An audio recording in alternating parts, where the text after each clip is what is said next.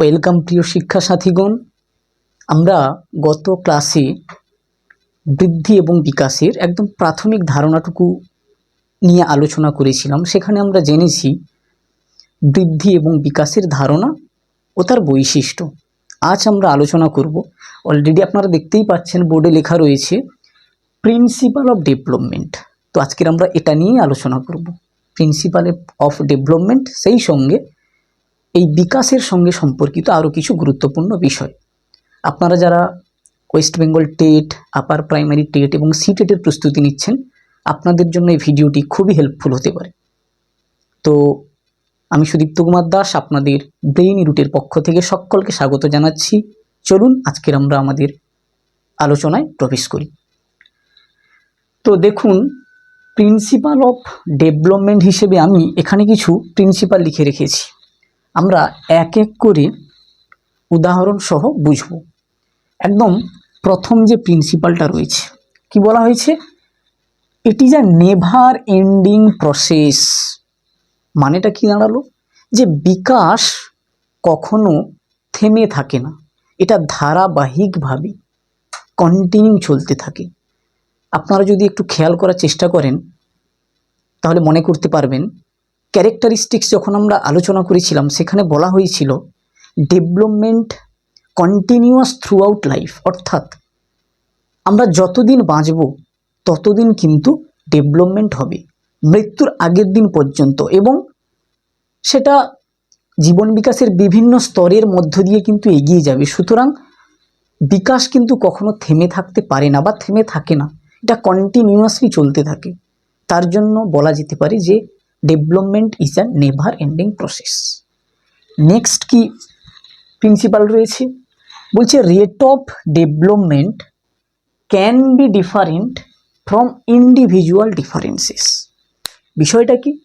Rate of development অর্থাৎ বিকাশের ধারা ডিফারেন্ট, পৃথক হতে পারে। কাদের মধ্যে? ফ্রম ইন্ডিভিজুয়াল, ব্যক্তি বিশেষে। আপনারাই বলুন তো, আপনাদের বাড়ির পাশে সমবয়সী অনেক ছেলেমেয়েরা কিন্তু থাকে, আমরা দেখি। আপনারা কি এটা জোর গলায় বলতে পারবেন প্রত্যেকের বিকাশ এক? 5 বছর বয়সের হয়তো 5টা ছেলে আপনার বাড়ির পাশে রয়েছে। আপনি কখনোই বলতে পারবেন না যে তাদের বিকাশ সবার এক। আমরা দেখতে পাই কিছু ছেলে খুব হেলদি, আবার কিছু ছেলে খুব রোগা, কিছু ছেলে মেয়েকে দেখতে পাই শারীরিকভাবে অক্ষম, আবার কিছু ছেলে মেয়েকে দেখতে পাই শারীরিকভাবে তারা সক্ষম। তাহলে আমরা বুঝতেই পারছি যে ব্যক্তিভেদে কিন্তু এই ডেভেলপমেন্টের মধ্যে পার্থক্য দেখা যায়। তবে আবার একটা দিক থেকে পার্থক্য দেখা দিতে পারে এই রেট অফ ডেভেলপমেন্টের ক্ষেত্রে। সেটা কি?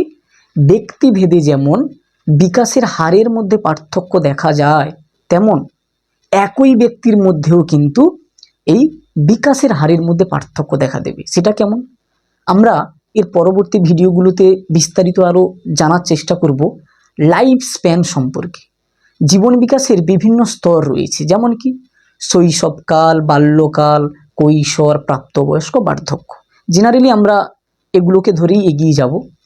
তো একটা শিশুর শৈশবকালে যে হারে বিকাশটা হয়, আমরা কি সিওরিটি দিয়েই বলতে পারি যে বাল্যকালেও তার ওই হারে বিকাশ হবে? কখনো এটা হতে পারে না। হতে পারে তার থেকে বেশি, হতে পারে কম। আবার বাল্যকাল থেকে যখন পেরিয়ে শিশুটি বা বাচ্চাটি কৈশোরে পৌঁছাবে, তখন দেখবেন বাল্যের তুলনায় তার বিকাশের হার আবার ডিফারেন্ট। তাহলে দেখুন, একটা শিশু বা ব্যক্তি যখন লাইফ স্প্যানগুলো চেঞ্জ হচ্ছে, অর্থাৎ শৈশব থেকে যখন সে বাল্যতে যাচ্ছে, আবার বাল্যকাল পেরিয়ে যখন সে কৈশোরে চলে যাচ্ছে, তার বিকাশের হারের মধ্যে কিন্তু পার্থক্য দেখা যাচ্ছে। তাহলে আমরা বলতে পারি বিকাশ বা বিকাশের যে হার, এটা যেমন ব্যক্তিভেদে পার্থক্য থাকে, তেমন একই ব্যক্তির মধ্যেও কিন্তু বিকাশের হারের মধ্যে আমরা পার্থক্য দেখতে পাই। 3 নম্বর প্রিন্সিপাল কি বলছে? বলছে অল ডেভেলপমেন্ট আর পজিটিভ কোরিলেটেড। পজিটিভ কোরিলেটেড মানে কি? ইতিবাচকভাবে সম্পর্কিত। বিকাশের বিভিন্ন দিক রয়েছে। কি কি রয়েছে? দৈহিক বিকাশ, সামাজিক বিকাশ, প্রাক্ষবিক বিকাশ, নৈতিক বিকাশ, আধ্যাত্মিক বিকাশ, আরও অনেক কিছু রয়েছে। তো এত যে বিকাশের দিকগুলো, এরা কিন্তু একে অপরের থেকে কিন্তু পৃথক নয়, এরা প্রত্যেকে একে অপরের সঙ্গে ইন্টার রিলেটেড বা সম্পর্কিত। যেমন একটা খুব প্রচলিত কথা আছে, কি বলুন তো, সুস্থ দেহে সুস্থ মনের বাস। অর্থাৎ একটা ব্যক্তির দেহ যদি সুস্থ সবল হয় না, তবেই দেখবেন সে মনের দিক থেকেও সুস্থ এবং পজিটিভ। তাহলে একটা ব্যক্তির দৈহিক বিকাশ যদি ভালো হয় তবেই কিন্তু তার মানসিক বিকাশটা হবে। সুতরাং মানসিক বিকাশটা কার উপর ডিপেন্ডেন্ট হচ্ছে? দৈহিক বিকাশের উপর। তাহলে আমরা বলতেই পারি যে যত ডেভেলপমেন্টাল অ্যাসপেক্ট বা দিকগুলো রয়েছে সেগুলো কিন্তু পজিটিভলি কোরিলেটেড, অর্থাৎ একে অপরের সঙ্গে তারা ইতিবাচকভাবে সম্পর্কিত। 4 নম্বর প্রিন্সিপাল কি রয়েছে দেখি, বলছে প্রিন্সিপাল অফ সিফালোকাউডাল অ্যান্ড প্রক্সিমোডিস্টাল। এই জায়গাটা আপনারা একটু ভালো করে খেয়াল করবেন, খুব ইম্পর্টেন্ট একটা প্রিন্সিপাল। এবং যদি প্রিভিয়াস পরীক্ষাগুলো দেখেন সেখানে এই প্রিন্সিপালটা থেকে পার্টিকুলারলি এই প্রিন্সিপাল অফ সিফালোকাউডাল অ্যান্ড প্রক্সিমোডিস্টাল এখান থেকে কিন্তু কোশ্চেন এসেছে, অনেকবার এসেছে। তো এই প্রিন্সিপাল দুটো কি বলে, প্রথমে আমরা বুঝি সিফালোকাউডাল। সিফালোকাউডাল প্রিন্সিপাল বলে যে একটা ব্যক্তির বিকাশ ওপরের দিক থেকে শুরু হবে এবং সেটা ধীরে ধীরে নিচের দিকে ধাবিত হবে। এবার আপনারাই বলুন, অ্যাজ এ হিউম্যান বিং হিসেবে আমাদের একদম ওপরের একটা অংশ রয়েছে, সেটা কি? মাথা। এবং নিচে কি রয়েছে? পা। তাহলে আমরা বলতে পারি মাথা থেকে বিকাশটা কোন দিকে ধাবিত হবে? পায়ের দিকে। এটাই হচ্ছে প্রিন্সিপাল অফ সিফালোকাউডাল, অর্থাৎ বিকাশ ওপরের দিক থেকে শুরু হয় এবং সেটা ধীরে ধীরে নিচের দিকে ধাবিত হতে থাকে। এটাকে টেকনিক্যাল আবার বিভিন্ন টার্মেও পরীক্ষা থাকতে পারে, দিয়েও দিতে পারে এবং এসেছেও। সেটা কেমন? আপওয়ার্ড টু ডাউনওয়ার্ড, অর্থাৎ বিকাশটা শুরু হবে কিন্তু ওপরে এবং সেটা ধীরে ধীরে নিচের দিকে ধাবিত হবে। এটাকেই বলছে প্রিন্সিপাল অফ সিফালোকাউডাল। নেক্সট যে প্রিন্সিপালটা ছিল প্রক্সিমোডিস্টাল, এটা কি?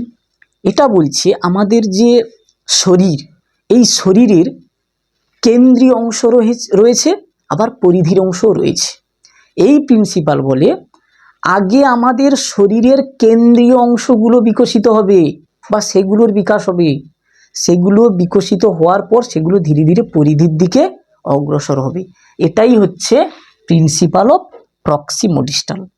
তাহলে প্রক্সিমোডিস্টাল ব্যাপারটা কি হলো, যে ব্যক্তির বিকাশ আগে তার দেহের কেন্দ্রীয় অংশগুলির হবে, তারপর সেটা পরিধির দিকে যেতে থাকবে। এবং এটাকে আরও টেকনিক্যাল টার্মে বলতে পারে বা পরীক্ষা আসতেও পারে, সেটা কি? আগে আমাদের শরীরের যে কাছের অঙ্গ প্রত্যঙ্গগুলো সেগুলো বিকশিত হবে, সেগুলো বিকশিত হওয়ার পর দূরবর্তী যে অঙ্গ প্রত্যঙ্গগুলো রয়েছে সেগুলোর বিকশিত হবে। এটাই হচ্ছে প্রিন্সিপাল অফ প্রক্সিমোডিস্টাল। তাহলে আরও একবার যদি এটাকে আমরা একটু রিপিট করে নিই, সিফালোকাউডাল প্রিন্সিপাল কি বলে? এই প্রিন্সিপাল বলে যে একটা ব্যক্তির বিকাশ আপওয়ার্ড টু ডাউনওয়ার্ডের দিকে ধাবিত হবে, অর্থাৎ ব্যক্তির বিকাশ উপরের দিকে শুরু হবে এবং সেটা ধীরে ধীরে নিচের দিকে যাবে। প্রক্সিমোডিস্টাল কি হলো, যে আগে শরীরের কেন্দ্রীয় অংশের বিকাশ হবে, অর্থাৎ শরীরের কাছাকাছি যে অঙ্গ প্রত্যঙ্গগুলো রয়েছে সেগুলো বিকশিত হবে, তারপর দূরবর্তী অংশগুলোর কিন্তু বিকাশ ঘটবে। এটাই হচ্ছে প্রিন্সিপাল অফ প্রক্সিমোডিস্টাল। নেক্সট প্রিন্সিপাল কি বলছে? Principal of uniformity of pattern. Uniformity of pattern বলতে বোঝাচ্ছে যে বিকাশ একটা নির্দিষ্ট ধাঁচে বা প্যাটার্নে হবে, এর ব্যতিক্রমে কোনো শিশুর কিন্তু বিকাশ হতে পারে না। ব্যাপারটা কেমন? সাইকোলজি বলে যে প্রথমে একটি শিশু বসতে পারবে, সে যখনই ঠিকঠাক বসতে পারবে তারপর সে হামাগুড়ি দিতে পারবে, যখন সে ঠিকঠাকভাবে হামাগুড়ি দিতে পারবে তারপর সে দাঁড়াতে পারবে, এবং যখনই সে দেহের সঠিক ভারসাম্য সহ দাঁড়াতে পারবে বা ব্যালেন্স নিয়ে দাঁড়াতে পারবে তারপর কিন্তু সে হাঁটতে পারবে। আবার যেই সে ভালোভাবে হাঁটা শিখে গেল তারপর দেখবেন সে দৌড়াতে কিন্তু পারবে। এইভাবেই বিকাশটা হতে থাকবে। এমনটা নয় যে কোনো একটা শিশুর হয়তো বিকাশের হার অন্য শিশুর তুলনায় বেশি, তার মানে এই নয় সে তার বসার প্রয়োজন নেই, সে ডাইরেক্ট দৌড়ানো শুরু করে দেবে বা হাঁটা শুরু করে দেবে, এটা কিন্তু হতে পারে না। তার ডেভেলপমেন্টাল রেট অন্য শিশুর তুলনায় হয়তো বেশি বা সে অনেকটা বিকাশের দিক থেকে এগিয়ে, তবুও তার ক্ষেত্রেও এই সেম প্যাটার্ন থাকবে, অর্থাৎ সেও প্রথমে বসা শিখবে, তারপর সে হামাগুড়ি দেবে, তারপর দাঁড়াবে, তারপর হাঁটবে, তারপর দৌড়াবে। এটা প্রত্যেকটা শিশুর ক্ষেত্রে, প্রত্যেকটা ব্যক্তির ক্ষেত্রেই কিন্তু এই ইউনিফর্মিটি অফ প্যাটার্ন, এই প্রিন্সিপালটি থাকবেই থাকবে। নেক্সট কি বলছে, জেনারেল টু স্পেসিফিক, অর্থাৎ সাধারণ থেকে বিশেষ বা নির্দিষ্টতা, এই নীতি মেনেই বিকাশটা হবে। ব্যাপারটা কেমন? এটা বলছে যে বিকাশ প্রথমে হবে বিস্তৃত ও অস্পষ্ট ক্রিয়া দিয়ে, বিস্তৃত এবং অস্পষ্ট ক্রিয়া দিয়ে কিন্তু তার বিকাশটা শুরু হবে। ধীরে ধীরে সেটা কি হবে, পরিচালিত হবে এবং সেটা অনেকটা নিয়ন্ত্রিত হবে। এটাকেই বলছে জেনারেল টু স্পেসিফিক। একটা এক্সাম্পল দিলে আপনাদের খুব ভালোভাবে ক্লিয়ার হয়ে যাবে ব্যাপারটা। সেটা কেমন, দেখবেন যেই মুহূর্তে বাচ্চা ছেলে বা মেয়েরা বাবা মাম্মা এই কথাগুলো বলতে শেখে না, তখন দেখবেন তার সামনে যেই পুরুষ আসুক না কেন, তারা মানে বাচ্চাটি তাদেরকে বাবা হ্যাঁ বলতে থাকে, যেই পুরুষ আসুক না কেন। আবার যে কোনো মহিলা এলে তাদেরকে দেখবেন এটাই বলে, মাম্মা মাম্মা মাম্মা, এভাবেই কিন্তু বলতে থাকে। তো এটাকেই বলা হচ্ছে জেনারেল। আর স্পেসিফিক কি, যত দিন যাবে সে তো পরিচিতিটা আরও মানে তার পরিচিতিটা তো আরও ভালো হবে। সে তখন একটা সময় কিন্তু বুঝতে পারবে বা জানতে পারবে বাবা কোনটা বা কে বাবা। তো যখন তার সামনে বাবা আসবে তখন দেখবেন সে শুধু বাবাই বলবে উনাকে, আদার্স পুরুষরা এলে তাদেরকে কিন্তু বাবা বলবে না, অন্য কোনো রিলেশন থাকলে সেটা বলবে। আবার যখন সে প্রপার জেনে যাবে যে মা কে বা কোনটা আমার মা, তখন দেখবেন যে মহিলা তার মা তার সামনে এলে তখনই তাকে কিন্তু মা বলবে, অন্য কোনো মহিলারা এলে কিন্তু তখন তাকে মা বলবে না, অন্য রিলেশন বলবে। এটাই হচ্ছে general to specific. Next principle কি বলছে, gross motor to fine motor. Gross motor to fine motor কি, তো এই দুটো স্কিল কি, এই দুটো স্কিল হলো যে প্রথমে বলি গ্রস মোটর স্কিল। এই স্কিলটা শিশুরা কিভাবে শো করে, তাদের যে বৃহৎ মাংসপেশিগুলো রয়েছে সেগুলোর প্রপার ইউটিলাইজেশনের দ্বারা তাদের মোটর স্কিল কিন্তু ডেভেলপড হবে, এবং সেই মোটর স্কিল যত ভালোভাবে ডেভেলপড হবে তার ওপর কিন্তু এই ফাইন মোটর স্কিলগুলো ডেভেলপড হবে। ফাইন মোটর স্কিল কি, ফাইন মোটর স্কিল বলতে বোঝায় সূক্ষ্ম সূক্ষ্ম পেশিগুলোর নিয়ন্ত্রণ এবং প্রপার ইউটিলাইজেশন। এখন একটা এক্সাম্পল নেওয়া যাক যে গ্রস মোটর স্কিল কোনটা, ফাইন মোটর স্কিল কোনটা। যখন শিশুরা ফুটবল খেলে দেখবেন তার সামনে যদি ফুটবলটা পড়ে থাকে না, হয় দুটো হাত দিয়ে সেই বলটার উপর ঝাঁপিয়ে পড়ে সেটাকে ধরবে, নতুবা পা দিয়ে কিন্তু মারবে। তাহলে যখন সে পা দিয়ে মারছে তাহলে তার পায়ের পুরো মাংসপেশিটাই কিন্তু কাজে লাগছে, মাসেলসটা কাজে লাগছে। এটা গ্রস মোটর স্কিল। বা সে যখন দুটো হাতকে অ্যাপ্লাই করছে, দুটো হাতের পুরো মাংসপেশিটাই কিন্তু তাকে অ্যাপ্লাই করতে হচ্ছে, এটার দ্বারা সে বলটাকে ধরতে পারছে, এটা গ্রস মোটর স্কিল। আর ফাইন মোটর স্কিল কোনগুলো, যে কাজগুলো সম্পাদনের জন্য আমাদের যে সূক্ষ্মাতি সূক্ষ্ম মাংসপেশিগুলো রয়েছে তাদের প্রপার ইউটিলাইজেশন এবং নিয়ন্ত্রণ, সেটাই হচ্ছে ফাইন মোটর স্কিল। যেমন কি, যখন শিশুরা বা ব্যক্তিরা ছবি আঁকে, ছবি আঁকতে গেলে পেন্সিল কাজে লাগবে, সে পেন্সিলটাকে ধরবে কিন্তু দুটো আঙুল দিয়ে। এই দুটো আঙুলের ক্ষুদ্র মাংসপেশিগুলিকে যদি সে সঠিকভাবে নিয়ন্ত্রণ করতে পারে বা এগুলোর যদি বিকাশ ভালোভাবে হয়, তবেই সে কিন্তু পেন্সিলটা ভালোভাবে ধরতে পারবে এবং ভালো ছবিও আঁকতে পারবে। আর কি, সূচ আপনারা দেখেছেন, সূচে আমাদের কি করতে হয়, সুতো পরাতে হয়। যখন সুতোটা পরানো হয় তখন একটা ব্যক্তির অবজারভেশনটা কেমন থাকে বলুন, তাকে কিন্তু খুব দৃষ্টি দিয়ে দেখতে হয়। সেই সঙ্গে দুটো আঙুল দ্বারা কিন্তু সুতোটাকে ধরে, তারপর সূচের মধ্যে সেই সুতোটাকে ঢোকানোর চেষ্টা করে। এগুলো হচ্ছে fine motor skill. Next principle কি বলছে, প্রেডিক্টেবিলিটি। বলছে বিকাশকে কিন্তু অনুমান করা যায়। আমরা যখন সদ্যজাত কোনো একটা শিশু জন্মগ্রহণ করলো, তাকে যখন আমরা দেখি দিনের পর দিন মাসের পর মাস, তখন কিন্তু আমরা একটা প্রেডিক্ট বা অনুমান করতে পারি যে ভবিষ্যতের বিকাশটা কেমন হতে পারে। যদি দেখি যে ছেলেটা খুব হেলদি বা সে যখন জন্মগ্রহণ করে তার ওয়েট ভালো ছিল, হ্যাঁ, তার মাসে কয়েকটা মাস অতিক্রম হওয়ার পর দেখলাম যে সে খুব স্বাস্থ্যবান, হ্যাঁ, তখন তাকে আমরা দেখে কিন্তু একটা প্রেডিক্ট করতে পারি যে এর ডেভেলপমেন্টাল রেট কিন্তু অনেকটা ফাস্ট হবে এবং ভালো হবে। আবার কোনো একটা শিশুকে এমনই আমরা দেখলাম যে যখন জন্মগ্রহণ করেছিল, হ্যাঁ, যে এভারেজ ওয়েটটা থাকা দরকার সেটা হয়তো নেই, অনেক কম তার ওয়েট হলো বা রোগা, তখন তাকে দেখে আমরাও কিন্তু একটা প্রেডিক্ট করি যে এর ডেভেলপমেন্টাল রেট কিন্তু অন্যান্যদের তুলনায় এত ফাস্ট বা ভালো হবে না, এর বিকাশটা অনেকটা তাদের তুলনায় নিম্নমানের হবে। এটাই গেল প্রিন্সিপাল অফ প্রেডিক্টেবিলিটি। আর একটা ইম্পর্টেন্ট প্রিন্সিপাল রয়েছে, বোর্ডটা ছোটোর জন্য আমি লিখতে পারলাম না, সেটা আমি বলছি। Principle of spiral to linear. ব্যাপারটা কেমন? আমরা 2 নম্বর যে প্রিন্সিপালটা ছিল দেখেছিলাম, rate of development can be different from individual difference, যে ব্যক্তিভেদে ডেভেলপমেন্টাল যে রেট তার মধ্যে কিন্তু পার্থক্য বা ভিন্নতা দেখা যায়। আর স্পাইরাল টু লিনিয়ার এটা কি বলে, যে ব্যক্তির যে ডেভেলপমেন্টাল রেট সেটা কিন্তু কখনো সমহারে হবে না, কখনো সেই রেটটা বাড়বে কখনো কমবে, সেটা স্ট্রেইট ফরওয়ার্ড হবে না, একই ধাঁচে বা একই ধারায় যে বিকাশটা হবে এটা কিন্তু কখনো নয়, সেটা স্পাইরালি হবে, অর্থাৎ বিকাশের ধারা কখনো বাড়বে কখনো কমবে। এটাকেই বলা হচ্ছে principle of spiral to linear. এখন আমরা যে বিষয়টি নিয়ে আলোচনা করব সেটি হলো অ্যাসপেক্টস অফ ডেভেলপমেন্ট, অর্থাৎ বিকাশের বিভিন্ন দিক। আমরা জানি বিকাশের কিন্তু অনেকগুলি দিক রয়েছে। কি কি? দৈহিক, সামাজিক, প্রাক্ষবিক, নৈতিক, আধ্যাত্মিক, ভাষাগত ইত্যাদি। এই সব কিছু নিয়েই কিন্তু ব্যক্তির সর্বাঙ্গীন বিকাশ।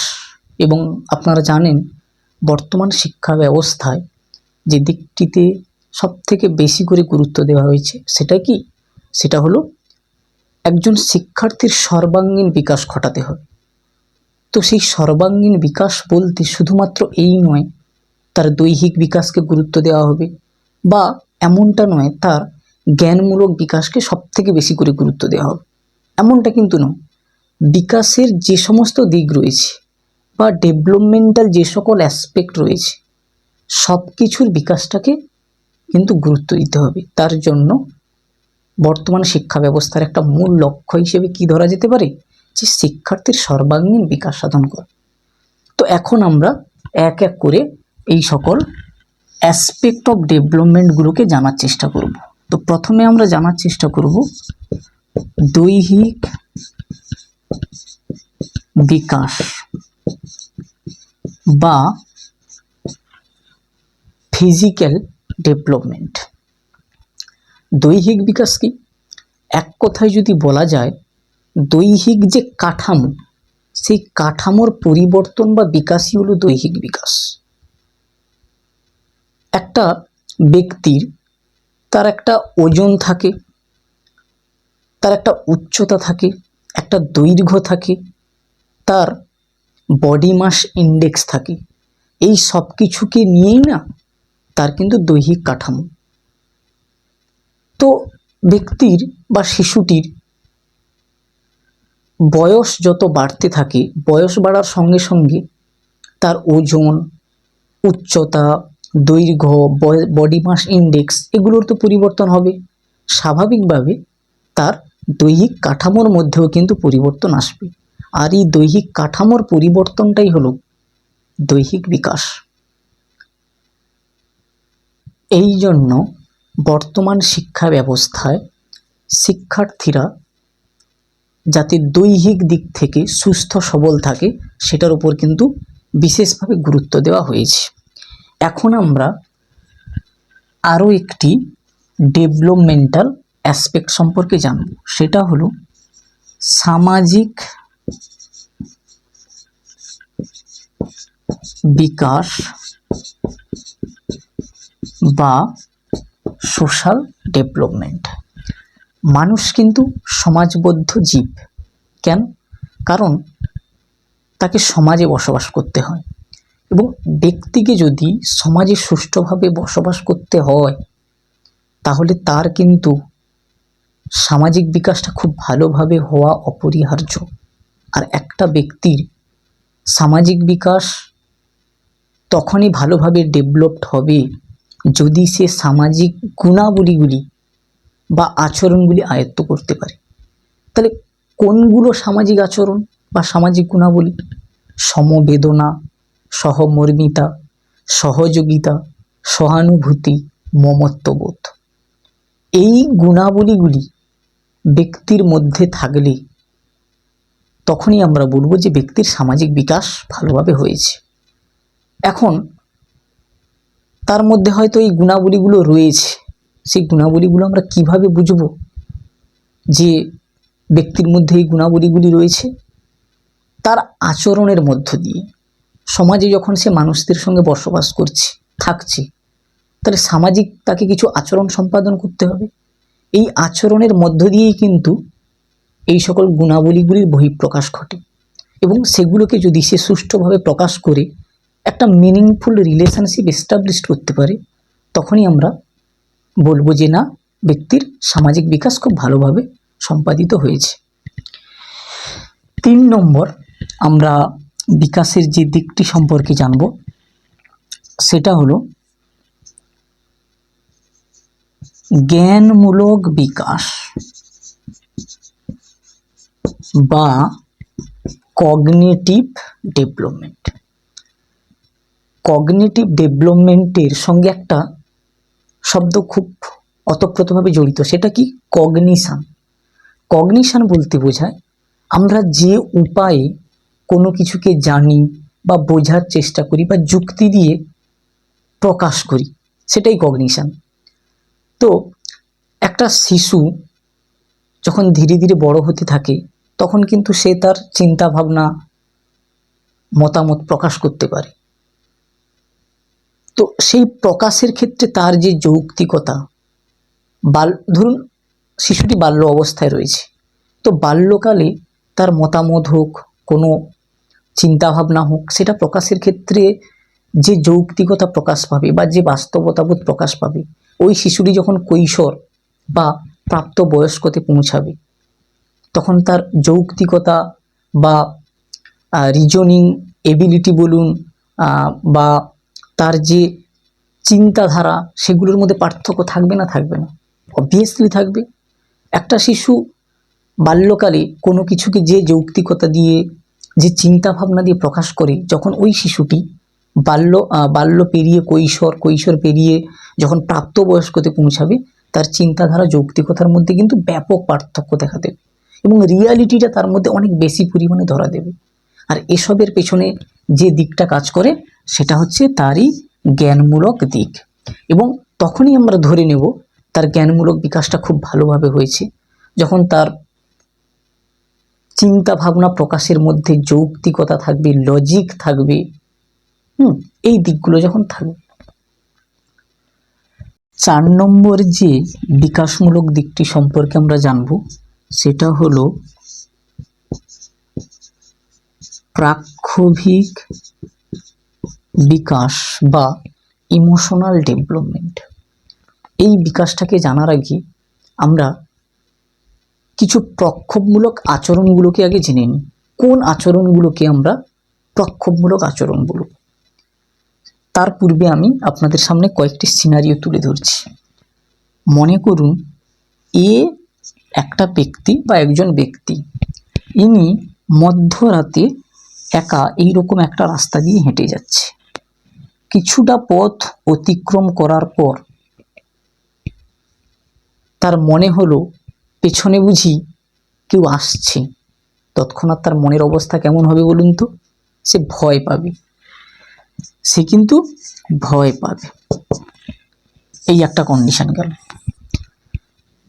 আরেকটা সিনারিও কি হতে পারে? মনে করুন একজন ব্যক্তি, তার একটা প্রিয় ব্যক্তি বা মানুষ রয়েছে, তিনি কে?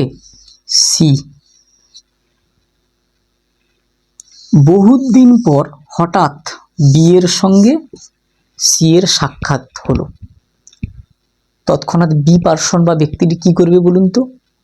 বি ব্যক্তি কিন্তু তখন সি ব্যক্তিকে আনন্দে জড়িয়ে ধরবে। কেন আনন্দে জড়িয়ে ধরবে? কারণ বি ব্যক্তির প্রিয় ব্যক্তি হচ্ছে বা মানুষ হচ্ছে সি। মনে করুন ডি, এটাও একজন ব্যক্তি। ইকে একদম সে সহ্য করতে পারে না, দেখলেই তার গা চলে, এরকম একটা ভাব। হঠাৎ যেই ই ডি এর সামনে এসে পৌঁছালো, তখন ডির একটা মানসিক অবস্থা তৈরি হবে। কি বলুন তো? সে হিংসা করবে, বা ই এর উপস্থিতি তার হয়তো ভালো লাগবে না, সেক্ষেত্রে তার মধ্যে বিরক্তিবোধও দেখা যেতে পারে, তাই না? তো এই যে বললাম, ভয়, আনন্দ, হিংসা, বিরক্তি, এইগুলোই হচ্ছে এক একটা প্রক্ষোভমূলক আচরণ। তাহলে আমরা কি এভাবেই বলবো যে যে সকল ব্যক্তি ভয় রয়েছে বা তার মধ্যেই আনন্দবোধটা দেখা যায়, সে হিংসা করে, তার কাছে যে মানুষটি খারাপ বা যাকে তার একদম পছন্দ নয় তাকে দেখলেই বিরক্তিবোধ প্রকাশ করে, তাহলে এই আচরণগুলো যখন তাদের মধ্যে দেখা যাবে, তখন কি আমরা বলবো তার প্রাক্ষোভিক বিকাশ হয়েছে? না। এই আচরণগুলো প্রকাশের ক্ষেত্রে না দুটো কন্ডিশন খুব ইম্পর্টেন্ট। সেগুলো কি? আগে এই আচরণগুলোকে বুঝতে হবে ব্যক্তিকে, আগে তাকে বুঝতে হবে তার ইমোশনসগুলোকে। বোঝার সঙ্গে সঙ্গে সেগুলোর পরিমিত বহিঃপ্রকাশ ঘটাতে হবে, পরিমিত এবং পরিস্থিতি অনুযায়ী। এইরকম অনেক ব্যক্তিকে আমরা দেখি, হয়তো ছোট্ট একটা দুর্ঘটনা ঘটেছে, সে দেখেই তৎক্ষণাৎ মানে এত ভেঙে পড়ে, কেঁদে সে নিজেই অসুস্থ হয়ে যায়, তখন তাকেই আবার হয়তো হাসপাতালে নিয়ে যেতে হয়, এরকম হয়।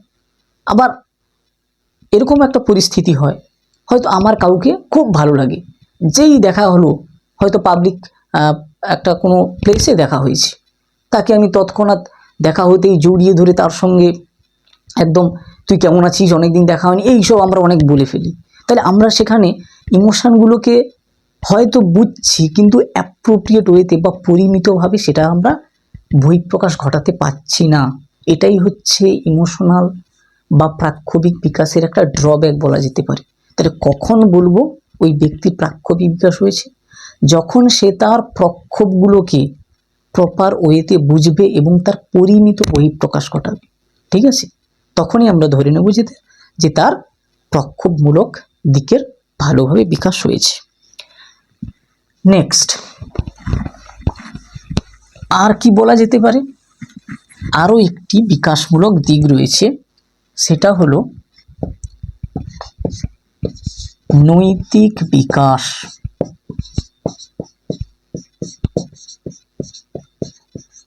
বা মোরাল ডেভেলপমেন্ট। এই নৈতিক বিকাশ কি সেটা বোঝার আগে আমাদের আগে জানতে হবে নৈতিকতা ব্যাপারটা কি। নৈতিকতা হলো কোনটা উচিত আর কোনটা অনুচিত, কোনো একটা পরিস্থিতি দিয়ে কোনটা আমাদের করা ঠিক আর কোনটা ঠিক নয়, এটা জাজমেন্ট করার এবিলিটিটাই হচ্ছে নৈতিকতা। আর কি? আর বলা যেতে পারে সৎ চিন্তা, সৎ কর্ম, সৎ চরিত্র, নিষ্ঠা, আত্মসংযম, এগুলো নৈতিকতার এক একটা সূচক বা কোয়ালিটিস।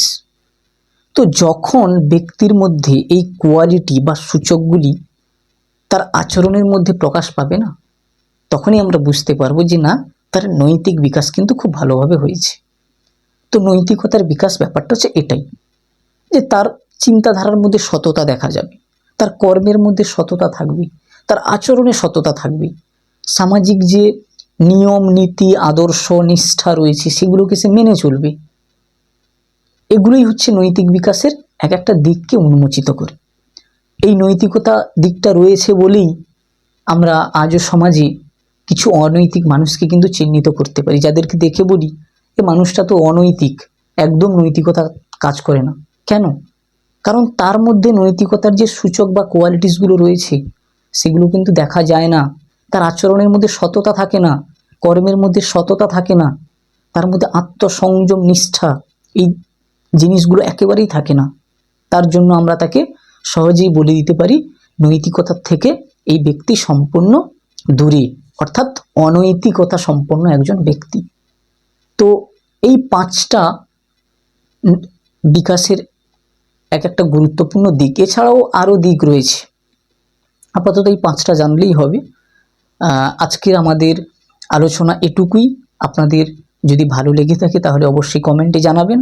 সেই সঙ্গে যারা আমাদের এই চ্যানেলে নতুন, সাবস্ক্রাইব করে দেবেন। ধন্যবাদ।